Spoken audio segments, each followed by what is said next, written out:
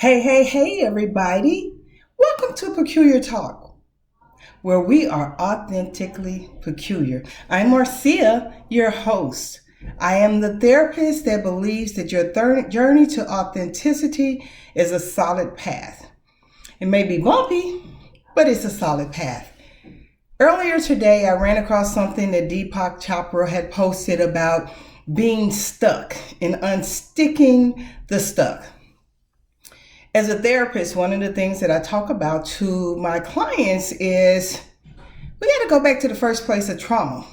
Typically, that first entry of trauma in your life is usually where you're stuck at. Yeah, we chronologically age. We continue to grow because that's what society told us to do. We get trauma introduced to us at a early age.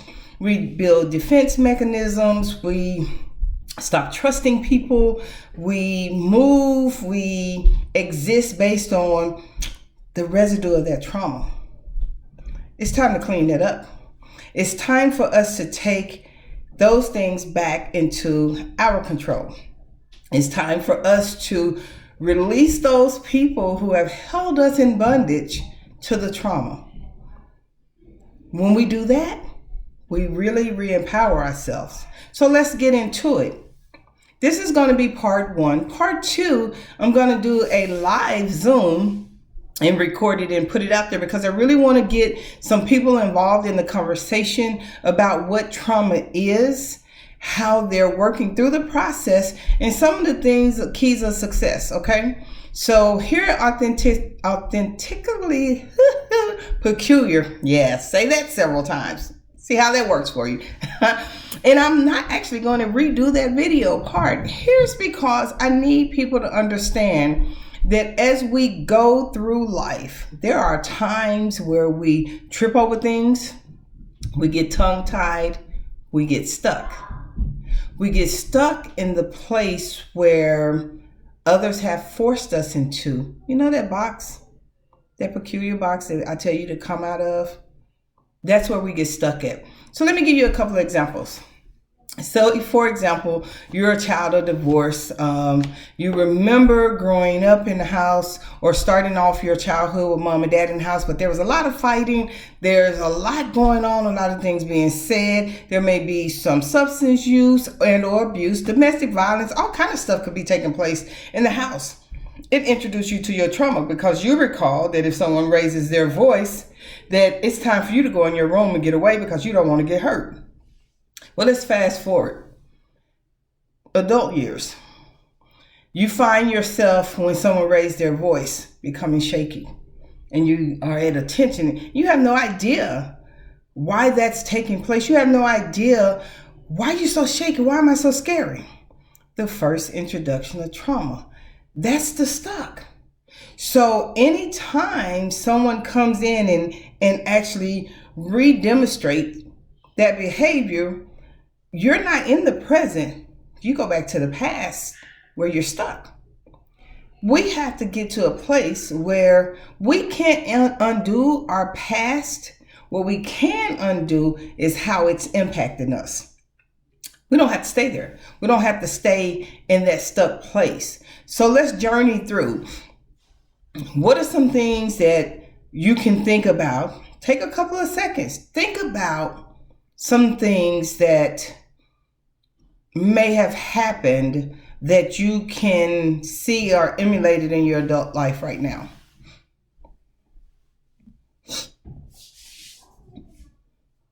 Didn't take long to get back to that part, did it? Yeah.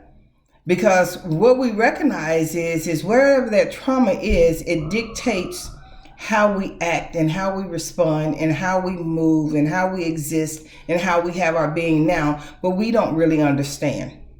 We don't necessarily understand why, if someone degrades us, challenges us in our existence, why we become defensive. Don't really know. But if you think back to your first state of trauma, when people said, "Oh, you ugly. Stop talking. You don't have anything to say." All those kind of negative things, they kind of latched on to you. You know how you playing with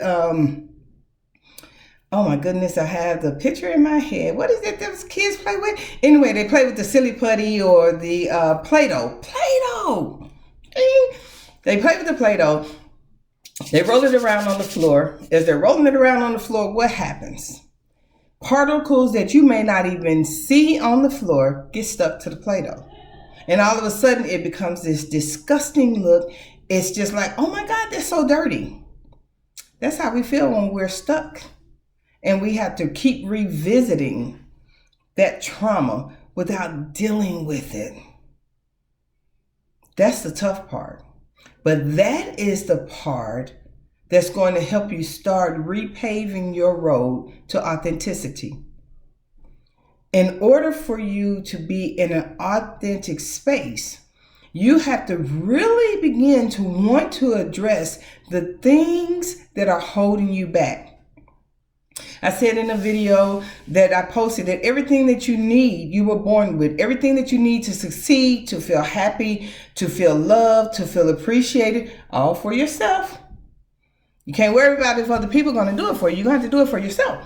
So everything that you need, you're born with it, right? Right. So with that process, that thought process, the first thing that you're going to do to start unsticking the trauma, be prepared to confront the trauma. What do I mean by confronting the trauma? Be prepared to be able to think about the trauma, right? I need you to do that in a safe place though. Everybody can't handle your trauma, or what I call your naked. Revisiting trauma puts you in a place of being naked. And in that place of being naked, everybody can't be there. Step back. All the way back. Now, imagine yourself disrobed, no clothes, none of that, male, female, whatever. You're looking in the mirror, right? Would you invite just any old body to come see you in your naked space? I didn't think so. When you are going through the confrontation stage of trauma, you're going to get naked. Because every bump, every crease, every crevice, every discoloration, every bruise, every tear is going to flood. So the safe place to do that is one, I'm going to always promote therapy because I truly believe in the art of therapy. I believe in what it does. But here's the key about becoming naked in front of whomever, even a therapist. You need to know that that person has the ability to support you in your nakedness. That that person can be able to handle those tough conversations. If you have to talk about childhood rape or molestation, abandonment, neglect, self-harm, alcoholism, anything, the person that you're having that discussion with needs to be able to be present and non-judgmental. You need a therapist. Everybody in your crew may not be able to handle that. You may have one or two, but you need to know that as you get naked, everybody don't need to know about your crevices. They don't need to know about your discolorations, right? They don't need to know about your pain, because there are some shrewd people out there that will take the pain that you allowed yourself to give out, right? And then use it against you. I'll give you my own personal example. As a child, for several years, I was molested by a next door neighbor for many, many years. And for years, I would always say to myself, I'm 6 years old, 5.5, 6 years old. And I don't even know how I developed this thought process, but the thought process was, you can do whatever you want to do to my body, but you can't touch my mind. Didn't know how I developed that, but I knew that it was obviously something, or I had accepted that it was obviously something about my body that people felt like they had a right to violate, because that wasn't the end of the molestation for me. But I knew that my mind was safe. I knew that they could not attack my mind.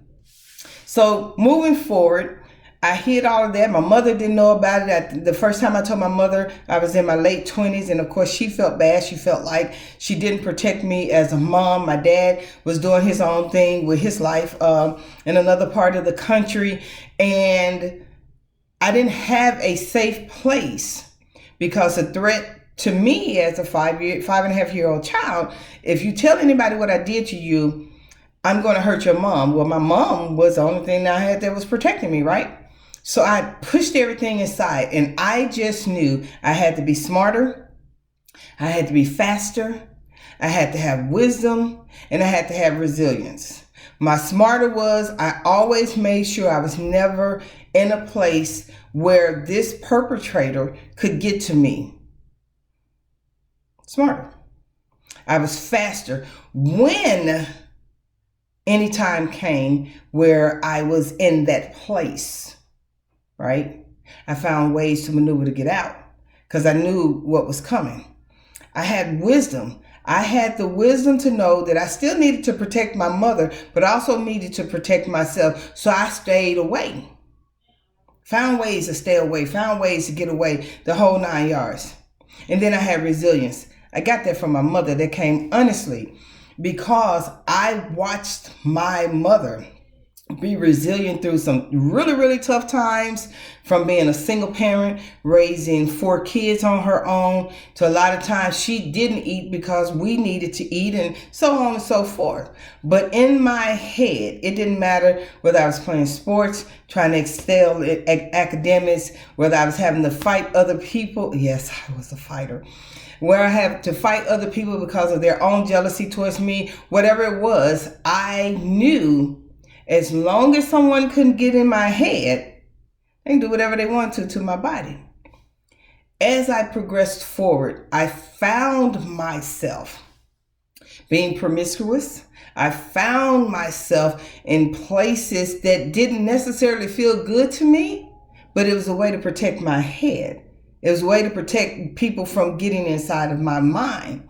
Not saying that was the best way, but that was my only defense system. I can keep you away from my mind if I keep you interested in my body. But then I recognized something. I started putting on weight. And I'm telling you all of this because in part 2, we're going to get into some more, but I want you all to know where I'm coming from and what it means to really get unstuck from your trauma.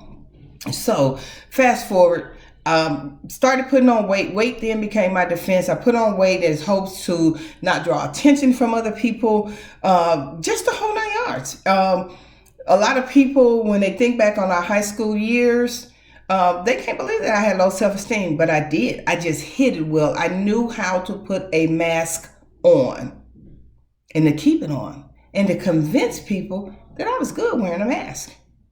I was good wearing a mask. Nobody knew. When I tell high school friends now, I was like, I suffered from really bad self-esteem when we were in high school. It's like, no, you didn't. You were a star basketball player. You were popular in athletics. You did this, you did that, yada, yada, yada. Self-esteem was about this big, like this big, this big. On top of that, I was a true introvert. And today I'm still a true introvert, but I've learned to harness that, give myself the opportunity to be an introvert, but I also know when there's time for my gifts to come forward, right?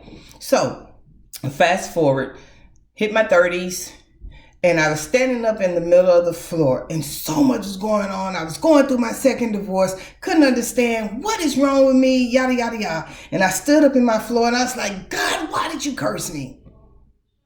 What is wrong with me? And the simple words came, I trust you to go through the process, to start identifying how change can occur so you can help other people to know you can unstick the trauma. Bing, bing, bing, bing, bing. Why me? So once I actually accepted my purpose, I began to do the work. Well, what was the work? I had to confront the trauma.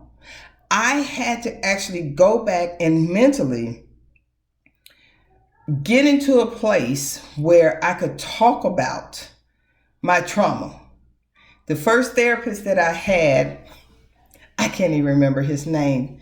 He just looked at me and said, I don't even know how you're not insane or on some kind of medicine.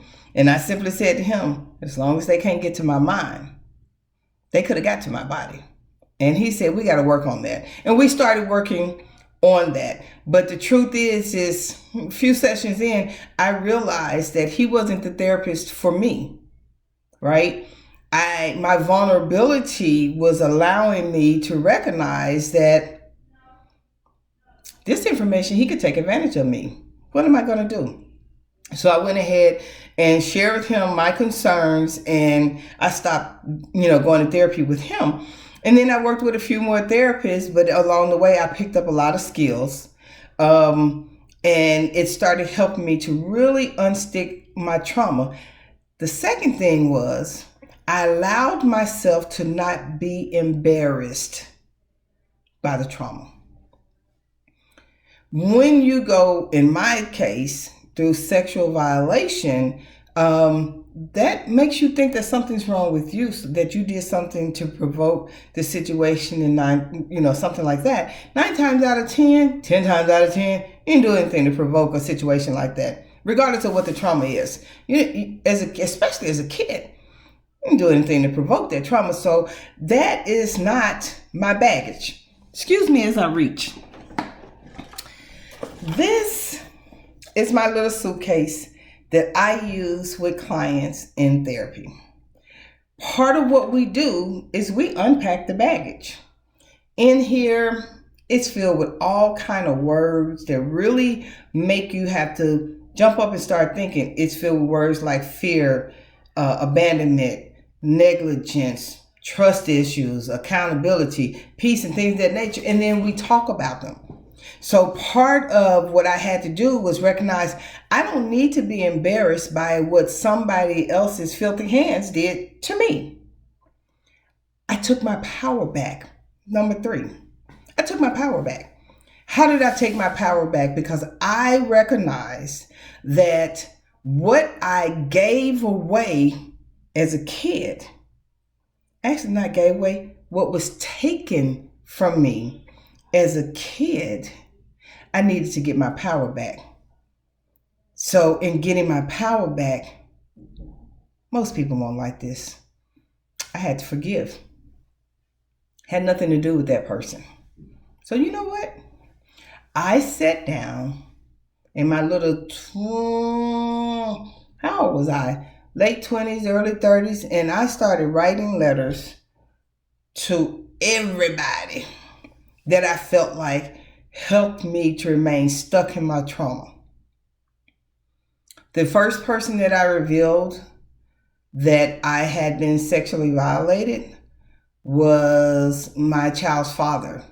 And he flipped the script, made me feel bad about it, said it had to be about me, the whole 9 yards. Second person that I revealed it to was my father, who also did the same thing, took those vulnerable moments and then made it about something being wrong with me.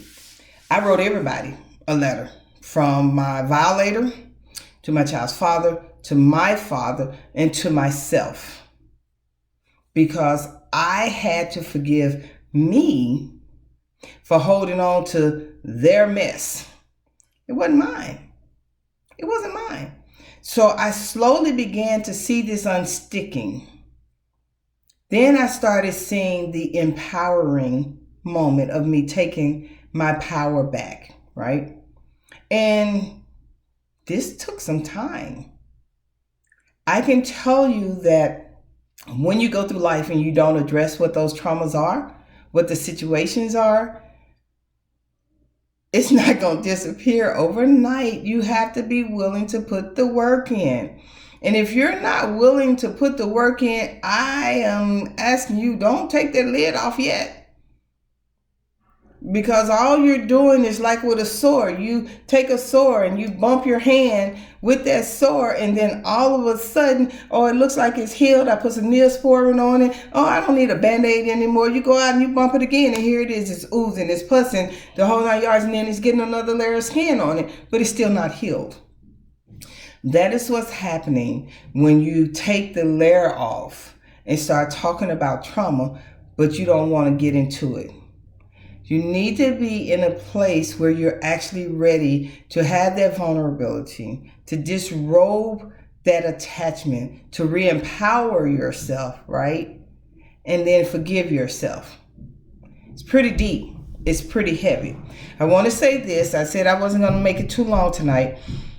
If you were re-triggered by anything that I said tonight, you can always reach out to me at peculiarone.com. Set up an appointment. I'll do a consultation to help as you begin to start processing that. If you don't want to speak to me, that's cool. It's not my job to be there for everybody. Just those that the universe and that God has said, I need you to work with this one. But I encourage you to really start looking at your safe space. What does that look like? How does that work? All right. If you're feeling like you're having thoughts of harming yourself or harming anyone else, please reach out to the National Crisis Line at 1-800-273-8255. For non-veterans, 800-273-8255 and press 1 for veterans. There are many more resources that I'm going to put out there. I will be coming to you talking about different groups that we'll be discussing to unstick the trauma. One of the things that I recommend is my own personal journal. Oh my God, Peculiar One Guided Journal. I don't fit in anyone's box. It's on Amazon. It's on Barnes and Nobles. I'll post a link on my YouTube page and on my Facebook and Instagram pages so that you can access that. That journal is really going to help you to start unsticking the trauma as you journey and start walking towards self-love, self-validation, self-forgiveness, to just say the least. All right. So thanks for checking out Peculiar One Talk. Authentically Peculiar. Again, I'm your host, Marcia Blaine, a licensed professional counselor. We're here to help you on your journey to authenticity. Take good care.